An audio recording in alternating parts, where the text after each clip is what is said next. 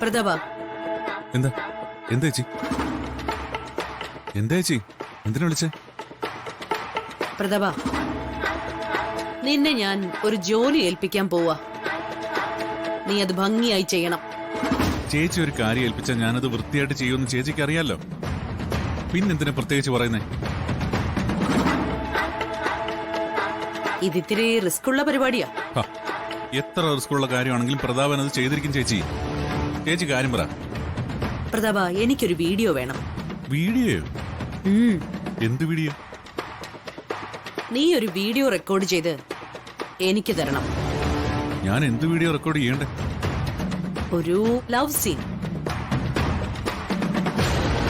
Love സീനും? അതെ, പ്രണയരംഗം. അതില് ഇത്തിരി എരിവും പുളിയും ഒക്കെ ആവാം. ചേച്ചി എന്തായി പറയുന്നേ? എനിക്കൊന്നും മനസ്സിലാവുന്നില്ല. എന്താന്ന് വെച്ചാ ചേച്ചി തെളിച്ചു പറ.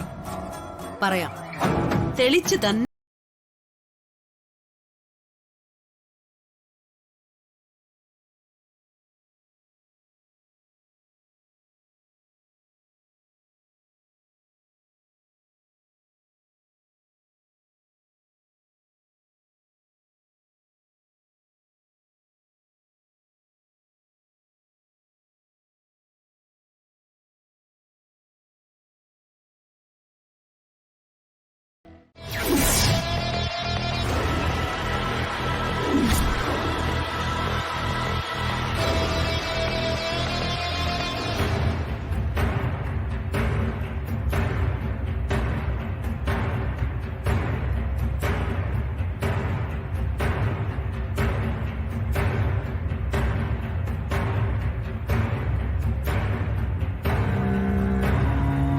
വിശാൽ.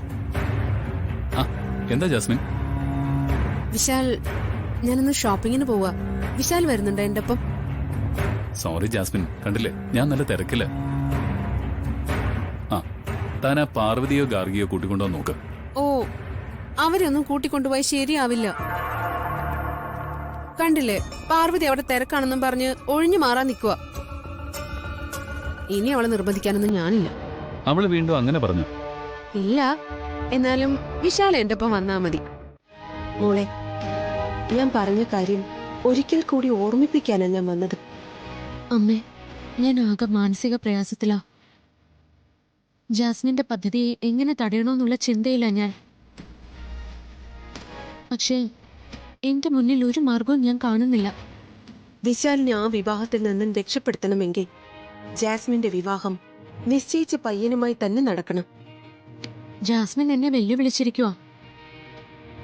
അവള് മനസ്സിൽ വിചാരിച്ചതുപോലെ തന്നെ വിശാൽ സാറുമായിട്ടുള്ള വിവാഹം നടത്തുമെന്നാ വെല്ലുവിളിച്ചിരിക്കുന്നത്. അങ്ങനെ അവള് പറഞ്ഞ സ്ഥിതിക്ക് അവള് നടത്തുന്ന അണിയറ നീക്കങ്ങളും ശക്തമായിരിക്കുമല്ലോ. അത് ഞാൻ എങ്ങനെ പ്രതിരോധിക്കും അമ്മേ? മോളെ, നിനക്കറിയാലോ, എനിക്കിതൊക്കെ മുൻകൂട്ടി അറിയിക്കാനേ സാധിക്കൂ. എനിക്കായിട്ട് തടയാൻ സാധിക്കില്ല. ആ വിവാഹം തടയാനുള്ള മാർഗം നീ തന്നെ കണ്ടെത്തണം.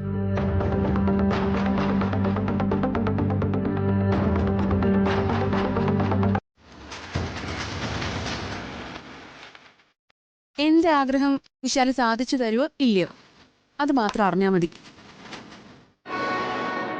അതൊരു വല്ലാത്ത ആഗ്രഹമാണല്ലോ ജാസ്മിൻ. ഗാർഗി, നീ ഇതിൽ ഇടപെടണ്ട. ഞാൻ ചോദിച്ചത് വിശാലിനോടല്ലേ? വിശാല് മറുപടി പറയട്ടെ.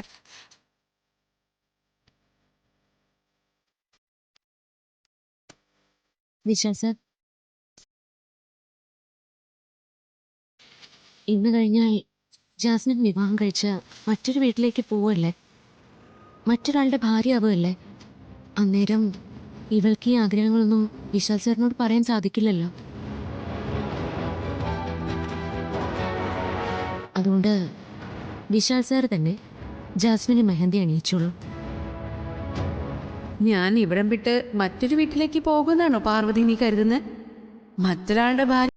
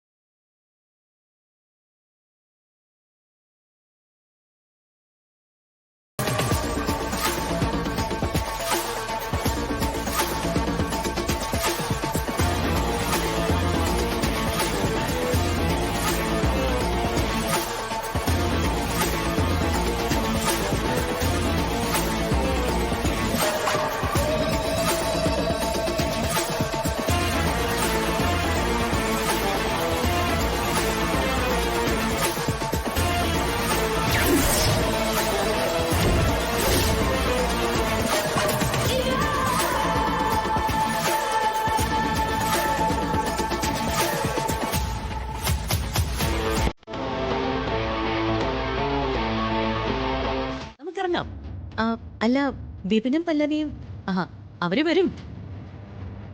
എന്നാ കുറച്ച് പേര് ഈ കാർ കയറും, ബാക്കിയുള്ളവര് പിന്നാലെ വന്നോളും. ഈ കാറിലെ ജാസ്മിനും പാർവതിയും ഗാർഗിയും കയറിക്കോ. വാ. നിക്ക്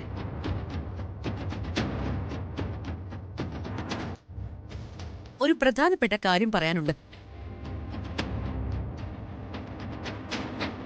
ഇവിടെ എന്ത് മംഗളകർമ്മങ്ങൾ നടന്നാലും പാർവതി ഗായത്രി ചേച്ചിയുടെ അനുഗ്രഹം വാങ്ങുക പതിവല്ലേ? പാർവതി ഇന്നത് മേടിച്ചോ? അയ്യോ അമ്മ ഇല്ല, തിരക്കിനിടയിൽ ഞാനതങ്ങ് മറന്നുപോയി. എന്താ പാർവതി ഇത്? അമ്മയുടെ അനുഗ്രഹം വാങ്ങാൻ മറക്കാൻ പാടുണ്ടോ? സർ അത് വിശാലെ വേണ്ട, പാർവതി കുറ്റപ്പെടുത്തണ്ട. ഇനിയും വൈകിട്ടൊന്നുമില്ലല്ലോ. പാർവതി, നീ പോയി ഗായത്രി ചേച്ചിയുടെ അനുഗ്രഹം മേടിച്ചിട്ട് വരും. അവള് പോയി അനുഗ്രഹം മേടിച്ചിട്ട് വരട്ടെ. ചെല്ലുമോളെ, നമുക്ക് വെയിറ്റ് ചെയ്യാം. ഇന്നാണ് ജാസ്മിന്റെ വിവാഹം.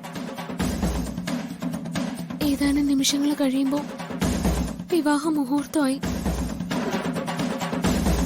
ഓരോ നിമിഷം കഴിയും തോറും എനിക്ക് പേടിയാവുക. വിശാൽ സാറിനെ തന്നെ വിവാഹം കഴിക്കുന്ന ജാസ്മിന്റെ വെല്ലുവിളി എന്നെ മാനസികമായിട്ടും തളർത്തുക. ഞാൻ തിരിച്ചറിഞ്ഞിടത്തോളം ജാസ്മിൻ ഉള്ളുകൊണ്ടൊരു പിശാചാണ്. സ്വന്തം കാര്യം നേടിയെടുക്കാൻ വേണ്ടി കൊല്ലാൻ പോലും മടിക്കാത്തൊരു ജന്മം. അങ്ങനെയുള്ള ജാസ്മിൻ വിശാൽ സാറുമായുള്ള വിവാഹം നടന്നു കിട്ടാൻ വേണ്ടി ഏതറ്റം വരെയും പോവുന്ന എനിക്ക് ഉറപ്പാണ്. അവൾ ഇന്ന് കതിർ മണ്ഡപത്തിൽ വെച്ച് എന്താണ് ചെയ്യാൻ പോകുന്നതെന്ന്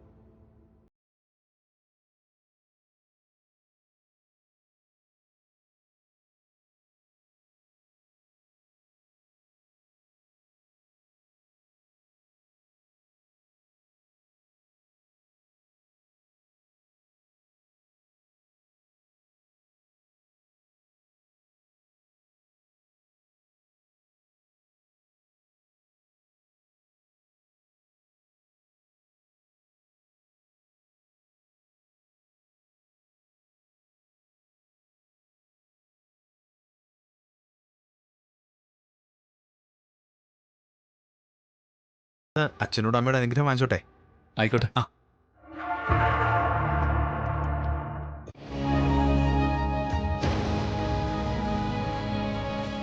ആ വീഡിയോ എങ്ങനെ ആരെടുത്തു എന്നൊന്നും എനിക്കറിയില്ല. നിന്റെ ഒരു വിശദീകരണവും എനിക്ക് കേൾക്കണ്ട.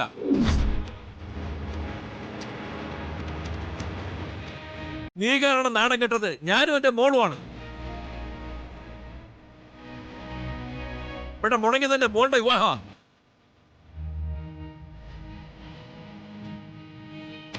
നീയൊക്കെ കൂടെ തകർത്തതേ എന്റെ മോളുടെ ഭാവിയാ.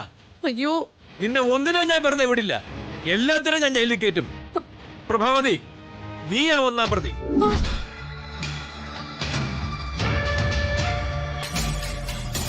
എന്റെ മോളെ ഈ നിൽക്കുന്ന വിശാലിനെ കൊണ്ട് കല്യാണം കഴിപ്പിക്കാമെന്ന് പറഞ്ഞ് നീ വഞ്ചിച്ചു. ഇപ്പോ വേറൊരു വിവാഹം നടത്താന്ന് പറഞ്ഞ് അതും നീ മുടക്കി. അയ്യോ, എല്ലാത്തിനും കാരണക്കാരി നീയാ. ഇപ്പോ ആ വീഡിയോ എല്ലാവരും കണ്ട സ്ഥിതിക്ക് ഇനി എന്റെ മോളുടെ വിവാഹം നടക്കുവോ? അത് പറ. അതിന് മറുപടി നീ പറഞ്ഞേ പറ്റൂ. വക്കീലേ, ഞാൻ പരിഹാരം ചെയ്യാം.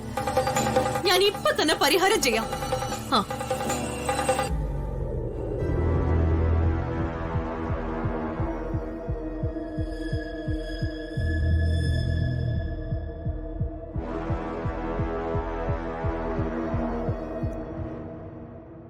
ഇതിനുള്ള പരിഹാരം എന്റെ ജീവൻ അവസാനിപ്പിക്കാന്നുള്ളത് മാത്രമാ.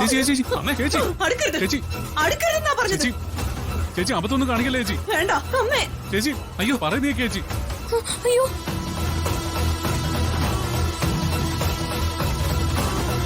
ചേച്ചി അബദ്ധമൊന്നും കാണിക്കല്ലേ. ചേച്ചി മരിച്ച പിന്നെ എനിക്കാരാ ഉള്ളത്? എനിക്കതൊന്നും അറിയണ്ട. അതിന് ചേച്ചി എന്താ തെറ്റാ ചെയ്തേ? തെറ്റ് ചെയ്ത വിശാലല്ലേ? അമ്മേ ഞാനൊന്ന് പറയട്ടെ പ്ലീസ്. ആദ്യം ജാസ്മിനെ വിവാഹം കഴിക്കുന്ന വാക്ക് കൊടുത്തിട്ട് പിന്നെ പാർവതി വിവാഹം കഴിച്ചു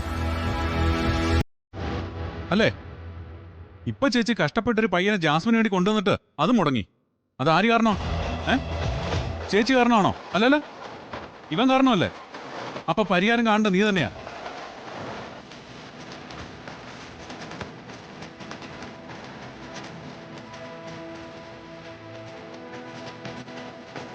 പ്രതാപ പറഞ്ഞത് തന്നെ ശരി.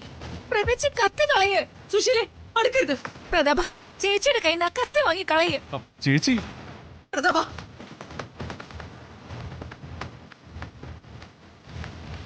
കത്തി ഞാൻ തരില്ല. അമ്മേ പറയുന്നൊന്ന് കേൾക്ക്.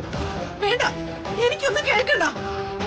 കത്തി മാറ്റണമെങ്കിൽ ഇതിന്റെ പരിഹാരം എന്താണെന്ന് പറയണം. ഇല്ലെങ്കിൽ ഞാൻ എന്റെ തീരുമാനം നടപ്പാക്കും. ഞാൻ മരിക്കും. നീ ചെയ്ത തെറ്റ് കാരണമാണ് എന്റെ മോളുടെ വിവാഹം മുടങ്ങിയത്. അതിന്റെ പേരില് ഈ തർക്കം ഇവിടെ വേണ്ട. എന്റെ മോളെ വഞ്ചിച്ചതിന് നീ തന്നെയാണ് ഉത്തരവാദി. അങ്കിൾ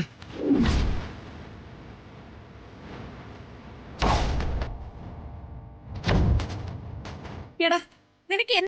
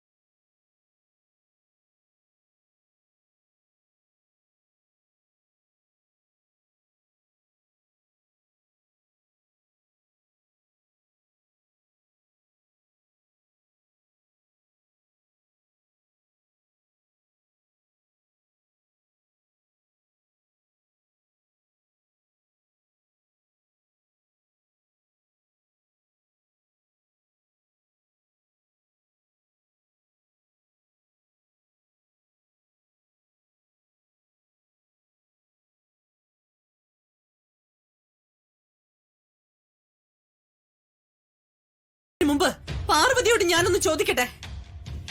പാർവതി, ജാസ്മിന്റെ വിവാഹം മുന്നിട്ട് നിന്ന് നടത്തി കൊടുക്കാമെന്ന് പറഞ്ഞവളാ നീ.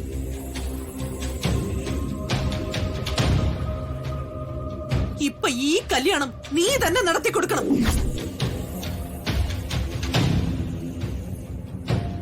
വിശാലിനെ കൊണ്ട് ജാസ്മിന്റെ കഴുത്തിൽ താലി കെട്ടിക്കാൻ നിനക്ക് സാധിക്കോ?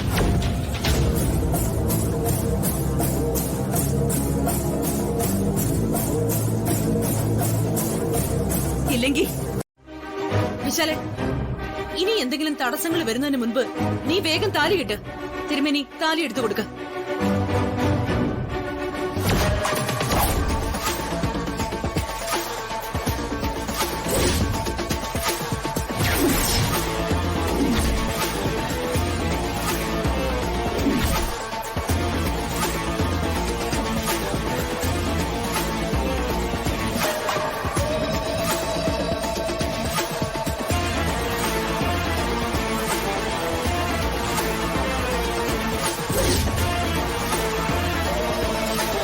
ചേട്ടാ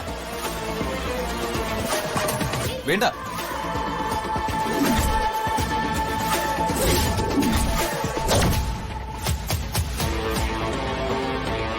താലി കെട്ടരുത്. ഏട്ടൻ ജാസ്മിനെ വിവാഹം കഴിക്കരുത്. ചേട്ടൻ അവിടെ നിന്ന് എഴുന്നേക്കാൻ. വിപിൻ,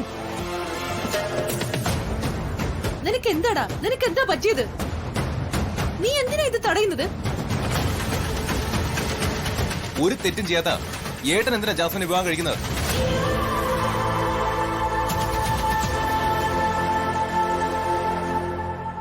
ഏട്ടൻ ഇപ്പൊ ജാസ്മിനെ വിവാഹം കഴിക്കുകയാണെങ്കിൽ ചെയ്യാത്ത തെറ്റ് ഏട്ടൻ സ്വയം ഏറ്റെടുത്തതിന് തുല്യമാവും.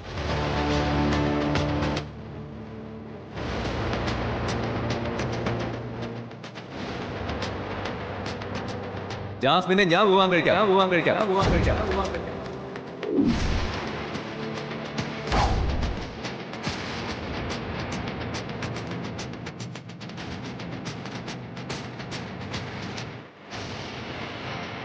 എന്റെ ചേട്ടന് പകരം ഞാൻ വിവാഹം കഴിക്കാം.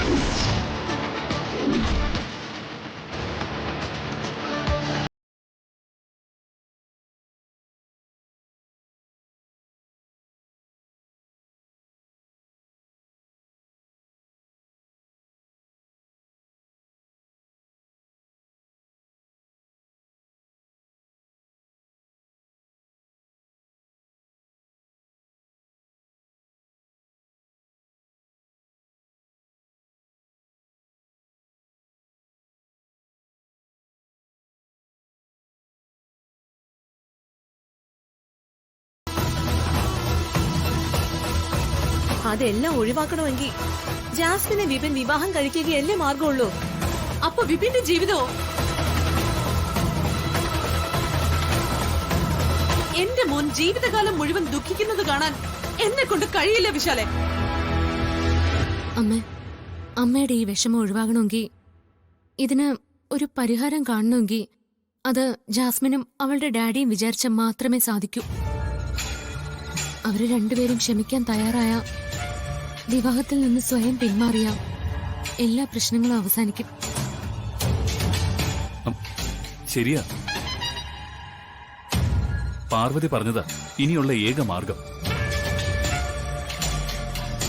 അമ്മ പോയി ജാസ്മിനെയും ഡാഡിയും കണ്ട് ഒന്ന് സംസാരിക്കാൻ നോക്ക്. വിപിന്റെയും ജാസ്മിന്റെയും കല്യാണം നടന്നാൽ വിപിന്റെ ജീവിതം നശിക്കുമെന്നത് ഉറപ്പാ. വിപിനോട് പറഞ്ഞിട്ട് അവനത് തലയിൽ കേറുന്നില്ല, കല്യാണത്തിൽ നിന്ന് പിന്മാറുന്നുമില്ല. ജാസ്മിൻ വിശാലിനെ കല്യാണം കഴിക്കണമെന്ന പിടിവാശിയിലും. എന്തു ചെയ്യും? തൽക്കാലത്തേക്ക് വിവാഹത്തിൽ നിന്നും പിന്മാറാൻ ജാസ്മിനോട് പറഞ്ഞു നോക്കിയാലോ?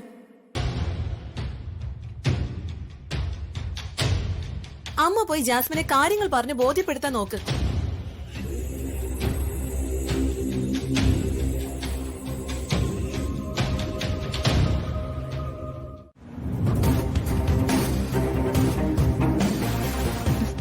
അതെ, നമുക്കിനി ആലോചിച്ച് നിൽക്കാൻ സമയമില്ല. പല്ലവി എന്തെങ്കിലും അബദ്ധം കാണിക്കുന്നതിന് മുൻപ് അവളെ തടയണം. ബ്രോ വന്നേ, നമുക്ക് അയാളെ കാണാം. പാർവതി വാ. പല്ലവിക്ക് വിപിനെ വിവാഹം കഴിക്കണമെന്ന് ആഗ്രഹമുള്ളപ്പോ നമ്മള് നടത്തി കൊടുക്കുന്നതല്ലേ നല്ലത്. നിങ്ങൾ എന്താ ഒന്നും മിണ്ടാത്തത്? ഞാൻ ചോദിച്ചു കേട്ടില്ലേ?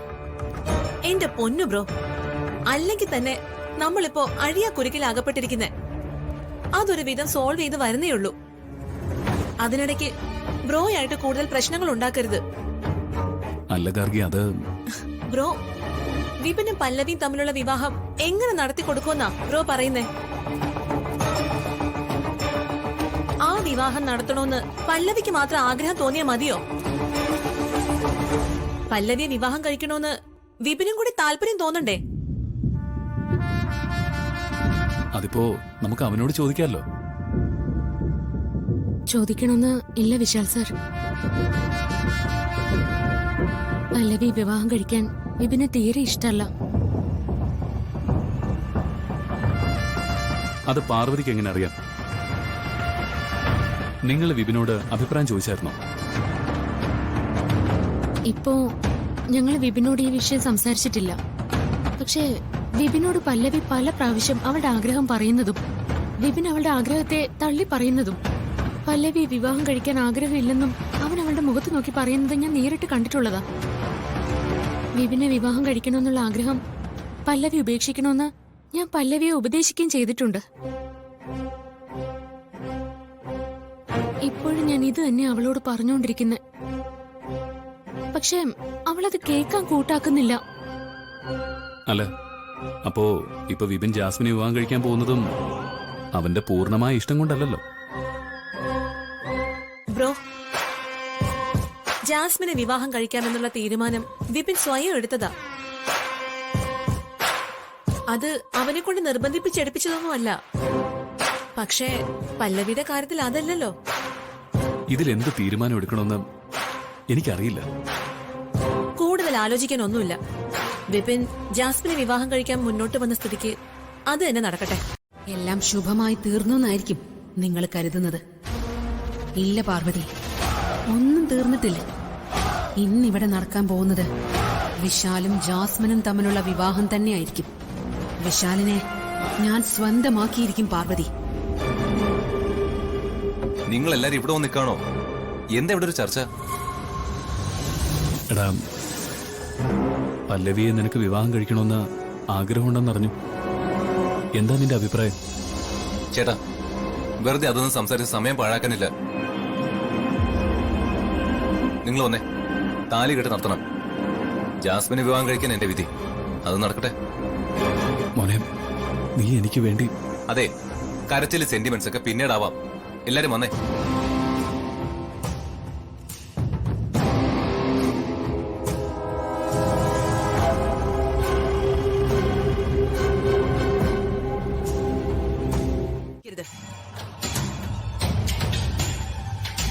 ഇനി നീ പറയുന്നതാണ് വാസ്തവമെങ്കിൽ ദേ നിങ്ങളുടെ വിവാഹം ഞാൻ നടത്തിത്തരും.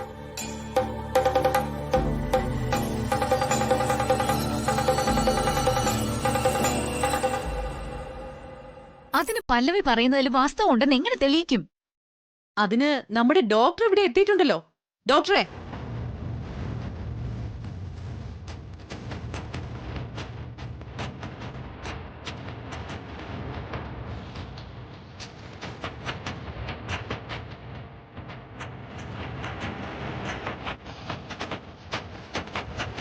പല്ലവിയെ പരിശോധിക്കണ്ട.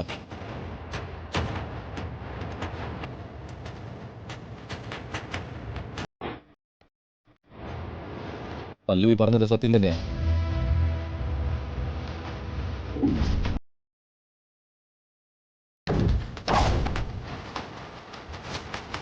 ഇവളുടെ വയറ്റിൽ വളരുന്നത് എന്റെ കുഞ്ഞു തന്നെയാ.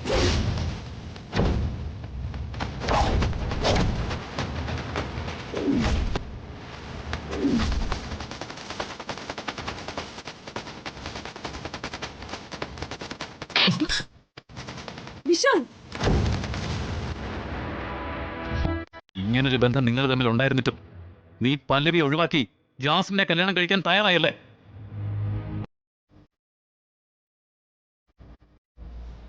ഇനി നീ ജാസ്മിനെ വിവാഹം കഴിക്കണ്ട.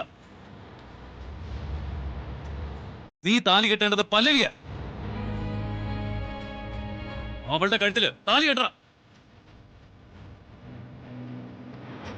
വീണ്ടും മണവാട്ടിയായി കതർ മണ്ഡപത്തിലെത്തിയിട്ട് നിന്റെ വിവാഹം മുടങ്ങിയതിൽ എനിക്ക് വിഷമമുണ്ട് ജാസ്മിൻ. ഇപ്പോ വിപിൻ പല്ലവിയെ വിവാഹം കഴിക്കാതെ നിന്നെ വിവാഹം കഴിച്ചാൽ അത് പല്ലവിയോട് ചെയ്യുന്ന വലിയൊരു ചതിയായിരിക്കും. എനിക്കും നിന്നെ വിവാഹം കഴിക്കാൻ സാധിക്കില്ല.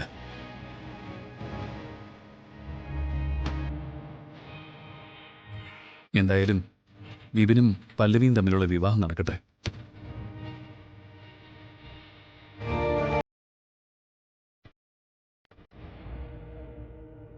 അതിനുശേഷം നിന്റെ വിവാഹത്തെക്കുറിച്ച് ആലോചിക്കാം.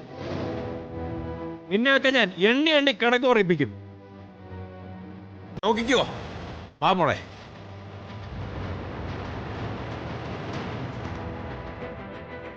ജാസ്മിൻ,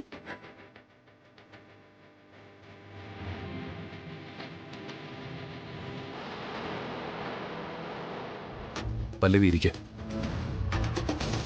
ഇങ്ങോട്ട് വാ.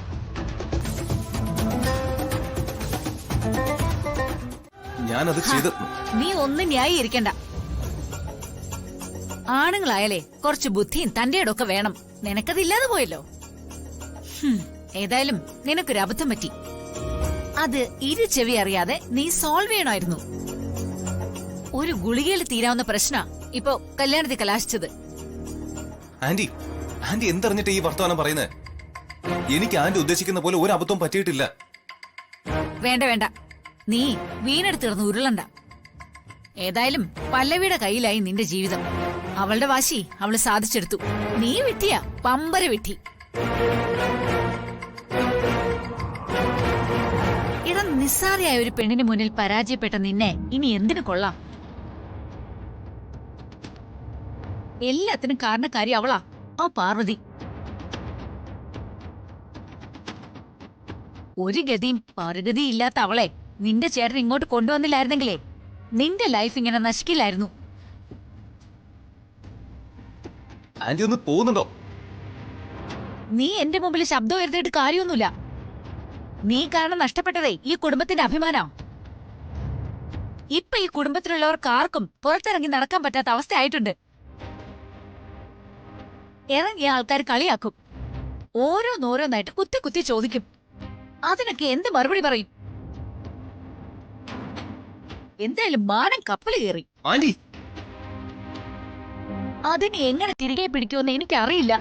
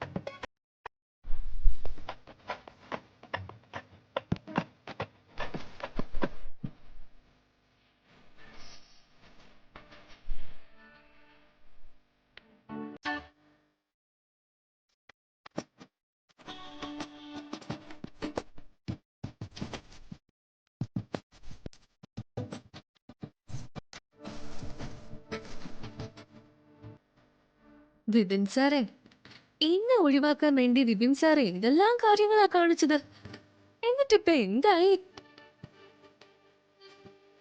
ആ കൈകൾ കൊണ്ട് തന്നെ എന്റെ കഴുത്തിൽ താലി കെട്ടേണ്ടി വന്നു. ഞാനിപ്പോ സാറിന്റെ ഭാര്യയാവുകയും ചെയ്തു. മര്യാദക്ക് ഞാൻ പറയുന്നത് കേട്ട് വിവാഹത്തിന് സമ്മതിച്ചിരുന്നെങ്കിലേ എനിക്ക് വെറുതെ നാടകം നടത്തേണ്ടി വരുമായിരുന്നോ? മാന്യമായിട്ട് തന്നെ നമ്മുടെ വിവാഹം നടക്കുമായിരുന്നില്ലേ?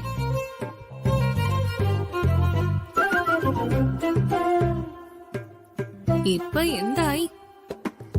നമ്മുടെ കല്യാണവും നടന്നു. വിപിൻ സാറിന് വെറുതെ നാണം കിടേണ്ടിയും വന്നു. ആ സാരല്ല വിപിൻ സാറേ, എനിക്ക് വേണ്ടിയല്ലേ നാണം കിട്ടത്. ഈ നാണക്കേടൊക്കെ കുറച്ചു ദിവസം കഴിയുമ്പോ താനെ അങ്ങ് മാറിക്കോളും.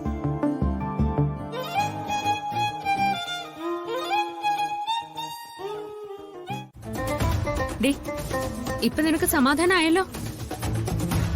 സമാധാനായല്ലോന്ന്? അതെ, എനിക്ക് സമാധാനമായി. പല്ലവി, വിപിൻ സാറിന്റെ വിവാഹം കഴിക്കാൻ എനിക്ക് എന്ത് അവകാശമാണ്, യോഗ്യതയാണ് എന്നൊക്കെയല്ലേ ചേച്ചിയുടെ അടുത്ത് ചോദിച്ചത്. എന്നിട്ടിപ്പൊ എന്തായി? ഞാൻ അന്നേ ചേച്ചിയോട് പറഞ്ഞതല്ലേ വിപിൻ സാറും ഞാനും തമ്മിലുള്ള വിവാഹം ഏത് വിധേനെ ഞാൻ നടത്തുവെന്ന്. ഇപ്പൊ എന്തായി? ഞാനത് നടത്തി കാട്ടിയില്ലേ? വലിയ അഭിമാനമായി പോയി. ഇങ്ങനെയാണോ വിവാഹം നടത്തേണ്ടത്? എങ്ങനെ നടത്തിയാൽ എന്താ? വിവാഹം നടന്നല്ലോ. അതും രഹസ്യമായിട്ടൊന്നും അല്ലല്ലോ, 4 ആളുടെ മുന്നിൽ വെച്ചല്ലേ വിവാഹം നടന്നത്. നീ ചെയ്തത് ഒരിക്കലും പൊറുക്കാനാവാത്ത തെറ്റാ. പറയടി, വിപിന്റെ കുഞ്ഞ് നിന്റെ വയറ്റിൽ വളരുന്നുണ്ടോ? ഞാൻ ചോദിച്ചതിന് ഉത്തരം പറയാൻ. അവിടെ വിവാഹത്തിന് കൂടിയവരെല്ലാം നീ പറഞ്ഞത് വിശ്വസിച്ചുവെങ്കിലും അപ്പോഴേ എനിക്ക് നിന്നെ സംശയമായിരുന്നു. ഇപ്പൊ വിപിനോട് സംസാരിച്ചപ്പോ എന്റെ ആ സംശയം പൂർണ്ണമായും മാറി. ചെയ്യാത്ത തെറ്റാണ് അവൻ ഏറ്റെടുത്തെന്ന് എനിക്ക് പൂർണ്ണമായും ബോധ്യമായി. മഹാപാപമല്ലടി നീ ചെയ്തത്. വിപിൻ സാർ മര്യാദയ്ക്ക് എന്നെ വിവാഹം കഴിച്ചിരുന്നെങ്കിൽ എനിക്ക് ഈ വളഞ്ഞ വഴിക്ക് പോകേണ്ടി വരുമായിരുന്നില്ലല്ലോ. പല്ലവി, നീ നശിപ്പിച്ചത് നമ്മുടെ കുടുംബത്തിന്റെയും ഈ കുടുംബത്തിന്റെ അഭിമാനോ. ഞാനാണ് എല്ലാവരുടെയും ചോദ്യങ്ങൾക്ക് ഉത്തരം പറയേണ്ടി വരുന്നത്. എല്ലാവരും എന്നെ കുറ്റപ്പെടുത്തുന്നതും അത് നിനക്കറിയോ? ഞാൻ പറഞ്ഞല്ലോ, വിപിൻ സാറ് വിചാരിച്ചിരുന്നെങ്കിൽ ഇതെല്ലാം ഒഴിവാക്കായിരുന്നു. പക്ഷേ സാർ അത് വിചാരിച്ചില്ല.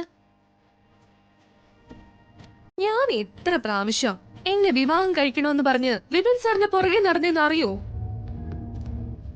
അപ്പോഴെല്ലാം സാർ എന്നെ അവഗണിച്ചു. അപ്പൊ എനിക്ക് വാശി കൂടി. എന്റെ ആഗ്രഹം എനിക്ക് എങ്ങനെ നടത്തിയെടുക്കണമെന്നുള്ള ചിന്തയായി. അതിന് ഞാൻ ചില മാർഗങ്ങൾ ആലോചിച്ചിട്ടും അതൊന്നും അങ്ങോട്ട് ശരിയായില്ല. പിന്നീടാ ഇങ്ങനൊരു മാർഗം തെളിഞ്ഞത്. അതേതായാലും ഫലവത്തായി. നിനക്ക് ഇങ്ങനെയൊക്കെ ചിന്തിക്കാൻ കഴിയുന്നു പല്ലവി? ചേച്ചിക്ക് ഞാൻ ഈ വീട്ടിലെ മരുമകളായത് തീരെ ഇഷ്ടമായില്ല അല്ലേ? അതുകൊണ്ടാ ചേച്ചി ഇങ്ങനെയൊക്കെ പറഞ്ഞുകൊണ്ടിരിക്കുന്നത്. ചേച്ചി, കഴിഞ്ഞത് കഴിഞ്ഞു. ഞാനിപ്പോ വിപിൻ സാറിന്റെ ഭാര്യയായി കഴിഞ്ഞു. ഇനി ഒരു കുറ്റവിചാരണ നടത്തിയിട്ട് എന്തു കാര്യം? എടി, വിപിനെ ഇങ്ങനെ ഭീഷണിപ്പെടുത്തി കല്യാണം കഴിച്ചിട്ട് അവന്റെ മനസ്സിൽ സ്ഥാനം നേടാൻ നിനക്ക് കഴിയോ? ഇഷ്ടമില്ലാത്തൊരാളെ വിവാഹം കഴിച്ചതിന്റെ വെറുപ്പും വിദ്വേഷവും എന്നും അവന്റെ മനസ്സിലുണ്ടാവില്ലേ?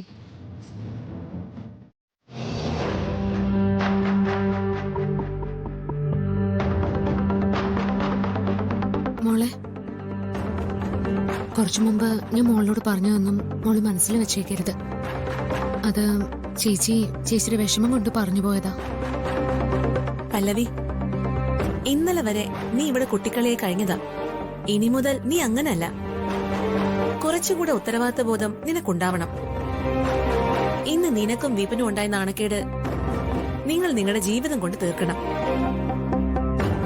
പല്ലവി, എനിക്കും നിനക്കും നമ്മുടെ ജീവിതത്തിൽ ഒരിക്കലും കിട്ടാത്ത സൗഭാഗ്യം ഇവിടുന്ന് കിട്ടിയത്.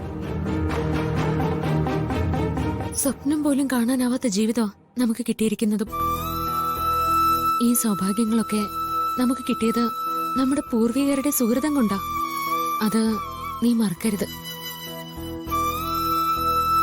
എന്നെ പോലെ ആവണമെന്ന് ഞാൻ ഒരിക്കലും നിന്നെ ഉപദേശിക്കുന്നില്ല. പക്ഷേ നീ കാരണം ഈ കുടുംബത്തിന് ഒരു തരത്തിലും ഒരു പ്രയാസം ഉണ്ടാവരുത്. അതുപോലെ വിപിനും നീയും തമ്മില് ധാരാളം പൊരുത്തങ്ങളും പൊരുത്തക്കേടുകളും ഒക്കെ ഉണ്ടാകും. അതും കണ്ടറിഞ്ഞ് പെരുമാറണം. പരസ്പരം അഡ്ജസ്റ്റ് ചെയ്ത് പോയാൽ മാത്രമേ സന്തോഷകരമായൊരു ഫാമിലി ലൈഫ് നിങ്ങൾക്കിടയിൽ ഉണ്ടാവൂ.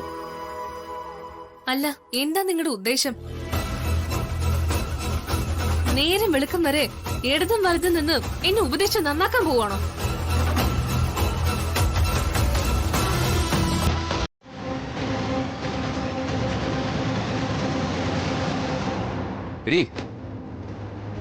നീ ആരാന്ന് വിചാരിച്ചു? ഒരു കള്ളക്കഥയുടെ ബലത്തില് എന്നെ കൊണ്ട് താലി കെട്ടിച്ചാലുടൻ ഞാൻ നിന്റെ ഭർത്താവാന്ന് വിചാരിച്ചോ? സാറേ, എനിക്ക് വേറെ മാർഗം ഇല്ലാത്തത് കൊണ്ടാ. നീ മിണ്ടിപ്പോരുത്. നീ എന്തൊക്കെയാ കാണിച്ചു കൂട്ടിയത്? എല്ലാവരുടെ മുന്നിൽ വെച്ച് എന്റെ കുഞ്ഞ് നിന്റെ വയറ്റിലുണ്ടെന്ന് നീ എല്ലാവരോടും കള്ളം പറഞ്ഞു. എന്നെ കൊണ്ട് നിർബന്ധിച്ച് നീ താലി കെട്ടിച്ചു. നീ പറഞ്ഞ അപഖ്യാതിയുടെ പേരില് എന്റെ ഏട്ടൻ എന്നെ ആദ്യമായിട്ട് നീ ശകാരിച്ചു. എല്ലാവരുടെ മുമ്പില് ഞാൻ നാണം കെട്ടു. ഇത്രയൊക്കെ തേജോധം ചെയ്തിട്ടും ഞാൻ എന്തിനാണ് നിന്റെ കഴുത്തിൽ താലി കെട്ടിയെന്ന് നിനക്കറിയാമോ? അറിയോന്ന്? നിനക്കതറിയില്ല എങ്കി ഞാൻ പറഞ്ഞുതരാം. ഞാൻ നിന്റെ കഴുത്തിൽ താലി കെട്ടാൻ മടിച്ചിരുന്നെങ്കിൽ ഡോക്ടർ നിന്നെ പരിശോധിക്കും. ആ പരിശോധനയില് നീ ഗർഭിണിയല്ല എന്ന് കണ്ടെത്തും. എന്നെ കൊണ്ട് താലി കെട്ടിപ്പിക്കാൻ നീ നടത്തിയ നാടകമാണ് അതെന്ന് എല്ലാവരും മനസ്സിലാക്കും. അപ്പൊ നാണം കെടുന്നത് ആരാ? നീയല്ല. നീ കാരണം നാണം കെടുന്നത് നമ്മുടെ പാർവതിയായിരിക്കും.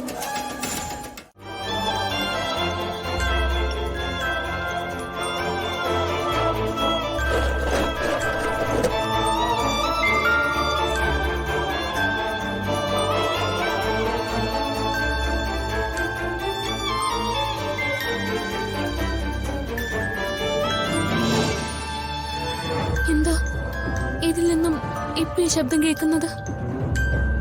ഇത് എനിക്ക് എന്തെങ്കിലും മുന്നറിയിപ്പ് തരുന്നതാണോ? ഇത് തുറന്നു നോക്കാനും പറ്റില്ലല്ലോ. ദേവമ്മയുടെ വിരലടയാളം ഇല്ലാതെ ഇത് തുറക്കാൻ പറ്റില്ലെന്നല്ലേ വിശാൽ സാർ പറഞ്ഞത്?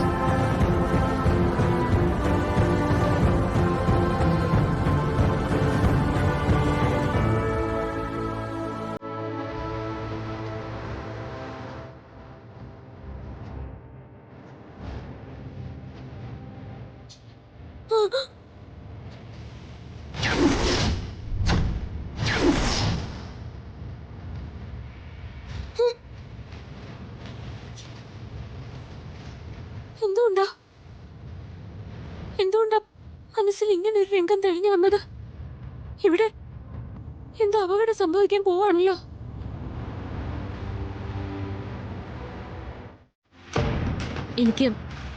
എനിക്ക് ചില ദുർനിമിത്തങ്ങൾ നടക്കുമെന്ന് തോന്നുമോ? ദുർനിമിത്തങ്ങളോ? എന്താ അത്? വിശാൽ സാർ നിങ്ങളെ വെടിവെച്ച് കൊല്ലുന്നതാ ഞാൻ കണ്ടത്. അത് കണ്ട് എനിക്ക് വല്ലാത്ത പേടി തോന്നി. അങ്ങനെയാ ഞാൻ ഇങ്ങോട്ട് ഓടി വന്നത്. മോള് ഭയപ്പെടണ്ട, അങ്ങനെ ഒന്നും ഉണ്ടാവില്ല. അതിനെന്താ ഇത്ര ഉറപ്പ്? നിങ്ങളാണ് ദേവമ്മയെ കൊന്നേന്നാ വിശാൽ സാർ കരുതുന്നത്. ഇവിടെ ഇങ്ങനെ വേഷം മാറി താമസിക്കുന്നതുകൊണ്ടാ വിശാൽ സാറ് നിങ്ങളെ തിരിച്ചറിയാത്തതും. വിശാൽ സാറ് തേടിക്കൊണ്ടിരിക്കുന്ന ശേഖര മേനോനാണ് ഈ നിൽക്കുന്ന ശേഖരനെന്ന് സാർ തിരിച്ചറിഞ്ഞ പിന്നെ ഇവിടെ ഒരു കൊലപാതകം തന്നെ നടക്കും. ഇല്ല മോളെ, അങ്ങനെ ഒരു സിറ്റുവേഷൻ ഞാനായിട്ട് ഉണ്ടാക്കില്ല. പെട്ടെന്ന് മുന്നും പിന്നും ചിന്തിക്കാതെ പ്രഭാവതിയെ കൊല്ലാൻ ശ്രമിച്ചതാ അന്ന് അബദ്ധമായത്.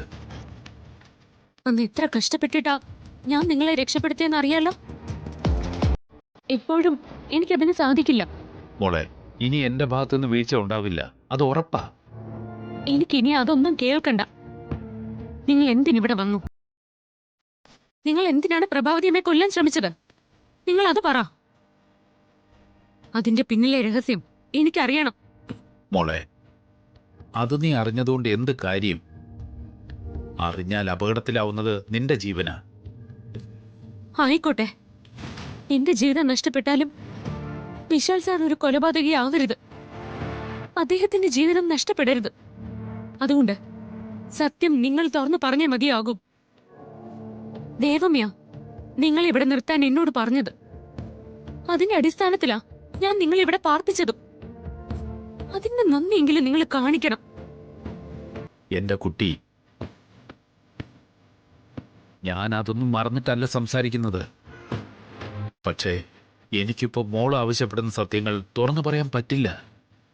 നിങ്ങൾക്കത് പറയാൻ പ്രയാസമാണെങ്കിൽ നിങ്ങൾ ശേഖര മേനോനാണെന്ന സത്യം എനിക്ക് വിശാൽ സാറിനോട് തുറന്നു പറയേണ്ടി വരും. മോളെ പാർവതി, ഞാൻ ശേഖരമേനോനാണെന്ന് നീ വിശാലിനോട് ഇപ്പൊ പറയരുത്. ഗായത്രി മേഡത്തിന്റെ കൊലപാതകവുമായി ബന്ധപ്പെട്ട യാഥാർത്ഥ്യങ്ങൾ വിശാലിനെ ബോധ്യപ്പെടുത്തിയതിനു ശേഷം മാത്രമേ ഞാൻ ആരാണെന്ന് വിശാൽ അറിയാൻ പാടുള്ളൂ. അല്ലെങ്കിൽ നീ പറഞ്ഞതുപോലെ വിശാൽ ചിലപ്പോ കൊലപാതകയായി മാറും. അത് വേണോ? നീ ചിന്തിക്ക് മോളെ. ഇത്രയും ദിവസം നീ ക്ഷമിച്ചില്ലേ? ഇനി കുറച്ച് ദിവസം കൂടി നീ ക്ഷമിക്ക്.